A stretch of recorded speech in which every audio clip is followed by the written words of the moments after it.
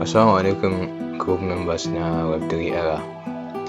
Yanzu nan wani labari ya riske ni na cewa connection da muka yi na Phantom Wallet a TapSwap gaba ɗaya bai yi ba. Gashi dai in ka je yi zai ce maka yayi, amma idan ka shiga cikin Phantom Wallet ɗinka to bai yi ba. Kuma wannan duk wanda bai yi shi ba zai kai ga ya rasa abin da ya kamata a ce ya samu idan an tura wa mutane TapSwap ɗinsu zuwa cikin account ɗinsu. So abin da za ka yi ka gane cewa bai yi ba, za ka zo ka shiga Phantom Wallet ɗinka. Idan ka shiga Phantom Wallet ɗinka ya buɗe maka ga inda aka rubuta, ga inda aka sa icon na settings, ka shiga settings ɗin.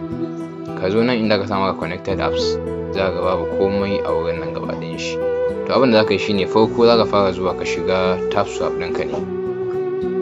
Idan ka shiga TapSwap ɗinka, nan gashi nan ai, idan na shiga TapSwap ɗin ya buɗe min, so zan danna nan tax ɗin nan. Na danna tax gashi nan ai ya sa mana cewa yayi ticking. To alaman yayi kenan, amma abin in ka je ka duba ta cikin Phantom Wallet bai ba. So za ka danna connect wallet ɗin again, nan open ɗin ka danna shi.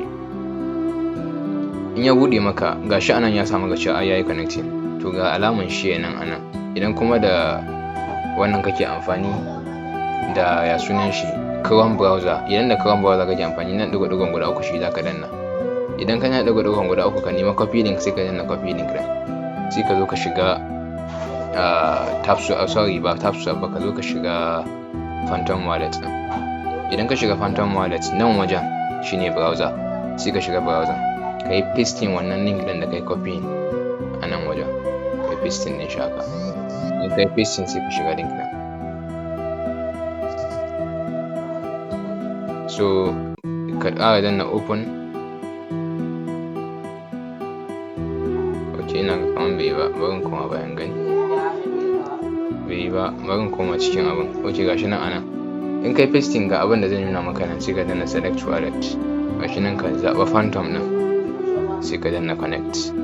Shikenan yanzu ka yi connecting. In ka koma yanzu nan inda na danna, ga inda na danna nan, ka danna shi. Ka zo settings ɗin again, sai ka duba connected apps. So gashi nan, in ka duba gashi nan ya sa maka last used May 25. To alaman cewa yanzu ya yi connecting kenan. Kowa ya je ya gwada ya yi nashi. Allah ya ba mu sa'a gaba daya.